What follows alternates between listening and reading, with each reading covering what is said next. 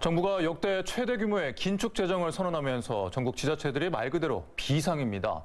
정부로부터 내려오는 교부세가 줄면서 재정 악화에 빠질 수밖에 없는데요.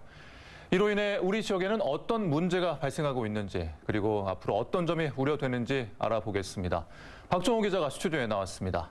자, 박 기자, 지난해 전라남도와 전남 22개 시군 예산 규모를 보니까 23조 139억 원으로 꾸려졌단 말이죠. 근데 이 돈은 다 어디서 오는 거죠?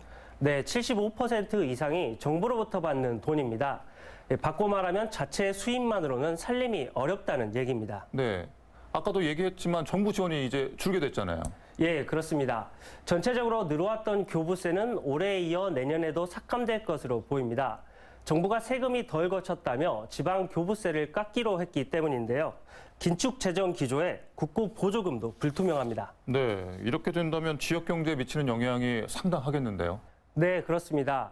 그래서 우리 지역의 빠듯해진 살림살이는 어느 정도인지 또 어떤 대책이 있는지 등을 점검해 볼 필요가 있을 것 같습니다. 이번 한 주 동안 집중 보도해 드리도록 하겠습니다. 오늘은 첫 순서로 지자체들이 어떻게 허리띠를 졸라매고 있고 내년도 위기를 어떻게 준비하고 있는지 알아봤습니다. 3만 8천여 명 인구를 담당하며 직원 1,200명이 근무하는 신안군청. 내년도 예산 6,700억여 원 가운데 지방세 등 자체 수입은 600억 원 남짓입니다. 재정 자립도가 6.9%로 90% 이상을 차지하는 국비가 줄어들면 각종 사업은 물론 직원 월급을 충당하기도 어려운 실정. 당장 직원 출장비와 사무관리비 등 경비를 깎고 행사 보조금도 축소해 60억 원을 줄인 내년도 예산을 편성했습니다. 동아시아 인권평화미술관 건립 등 대규모 사업의 준공도 미뤘지만 지방채 발행도 검토하는 등 앞으로가 더 걱정입니다. 어쨌든 정부 세수가 안 고치니까 그거에 대해서 다 불응 처리를 해버리는 건데 이런 경우도 처음이고 이제 어쨌든 그 결과로 내년에 또 지원이 더 어려워지는. 재정 자립도 6.2%인 완도군도 상황은 비슷합니다. 대부분의 현안 사업을 지방 교부세 재원으로 추진하고 있다 보니 역시 대규모 구조조정이 불가피합니다. 모아둔 안정화기금은 올해 다 소진하고 연구개발비와 각종 사업, 행정경비 등을 50%씩 삭감했습니다.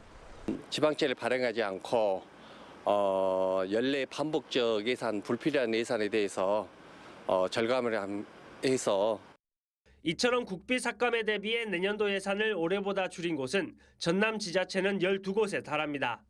여수시와 나주시 등 시 단위의 축소 규모는 군 단위 지자체보다 더욱 큽니다. 많게는 900억 원대에 달합니다.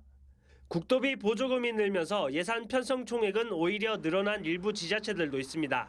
하지만 보조금은 특정 사업을 대상으로 하다 보니 실제 가용 재원은 감소해 지자체들은 신규 사업을 자제하고 기존 사업도 축소하거나 늦추는 방식으로 허리띠를 졸라매고 있습니다.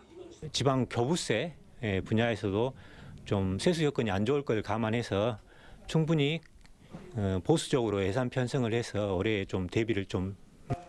정부의 역대급 긴축 재정에 지방정부 곳간까지 비상이 걸리면서 지역 경제에 미칠 영향은 적지 않을 것으로 보입니다. MBC 뉴스 박종호입니다.